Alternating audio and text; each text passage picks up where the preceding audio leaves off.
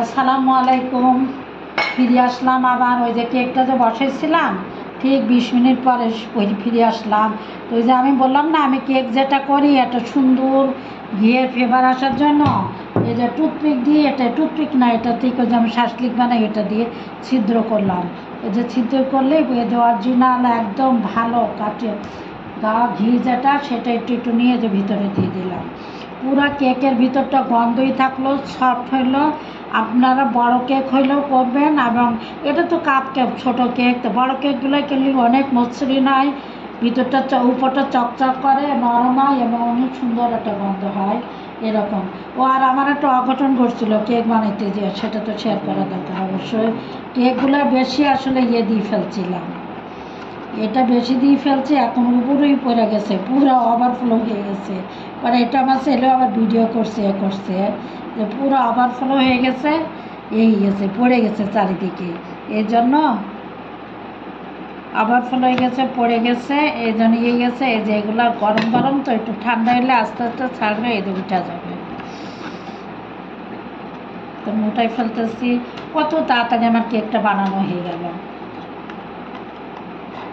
আপনার চুলাও বানাইতে পারেন, আমার না চুলা ভালো লাগে না, গ্যাস ট্যাস থাকে না, তো এই জন্য আমার আছে, ইন্ডাকশান ওভেন আছে, আমি ওভেনটাই করে ফেলি। ওভেনে যে কোনো জিনিসটা আমি স্বাচ্ছন্দ্য বোধ করি, আমার ভালোও লাগে, ওভেনটা করে। আমি গরম গরম করতেছি তো, একটু ঠান্ডা হয়ে গেলে এটা আবার সুন্দর উঠা যাবে, ফাঁক হয়ে যাবে।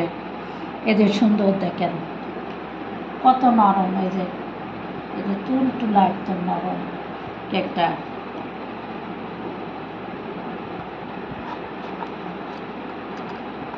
আর আমি তেলটা একটু কম দিছি ভিতরে দিতে। আপনারা যে কেকের পেপার দেন, অয়েল পেপার, তাহলে তাড়াতাড়ি ওঠে। আমি অয়েল পেপার টেপার দিই নাই, শুধু দেখলেনি তো তেল দিয়ে দিছি, তাহলে তাড়াতাড়ি এক টানে উঠা যায়, অসুবিধা নাই। এটা উঠছে, এই যে দেখেন প্রতিটা কেক কত নরম, একদম সফট।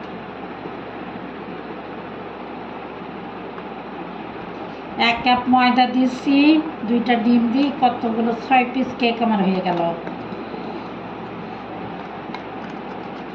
এটা এত ওভারফ্লো হয়ে গেছে যে আপনার কম দিবেন, যখন দিবেন এটা কম দিবেন।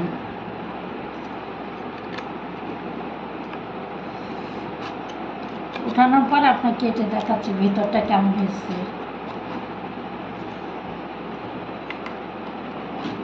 ফয়েল পেপার দিয়ে করবেন, আপনার ভিতরে ফয়েল পেপার থাকলে তাহলে এই যেমন যেমন দেখেন উঠতে সমস্যা হচ্ছে, ঠান্ডা হলে অবশ্য উঠে যাবে, সমস্যা হবে না।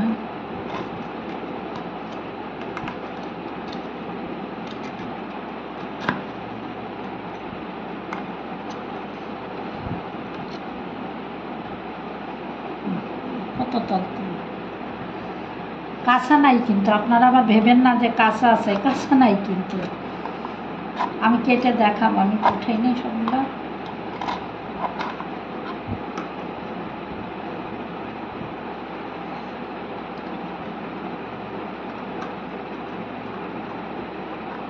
কাল দেখি একটু মোমো শেয়ার করবো আপনাদের সাথে। মোমো অনেকদিন বানানো হয় না আমার। মোমোর জন্য আমি মাংস রেডি করে রাখছি। আমি যখন মুরগি আনি তখন কোনটা কি রান্না করবো একদম সেট করে রেখে দিই। একসাথে নিউ মার্কেটে দিয়ে আমি অনেক মুরগি নিয়ে আসি।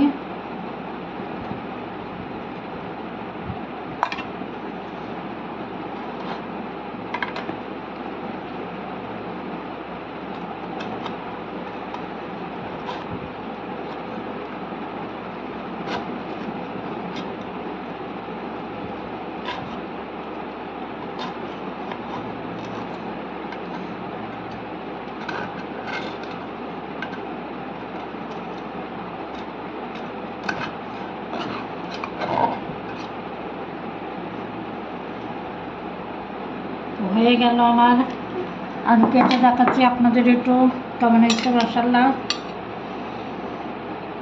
আর এটা উপরে কিন্তু পুড়ায় না, এটা জাস্ট লাল লাল আমি একটু বেশি করি, এজন্য। এই যে দেখেন ভিতরটা দেখছেন কত সফট। এই যে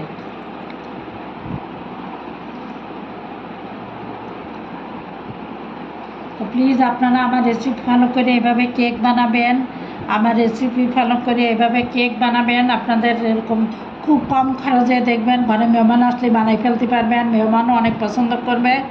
তো ভালো থাকবেন, আল্লাহ হাফেজ। আর আমি যেটা করলাম যে নামাবার পরে ওই যে টুথপিক দিয়ে এটা দিয়ে ঘি ভিতরে ভিতরে দিলাম, এটা ঘিয়ের গন্ধ একদম ভরে গেছে।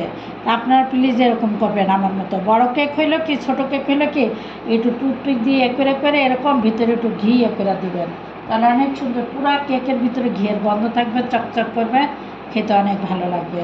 তো সবাই সাথে থাকার জন্য আল্লাহ হাফেজ, সবাইকে অনেক অনেক ধন্যবাদ, শুভরাত্রি।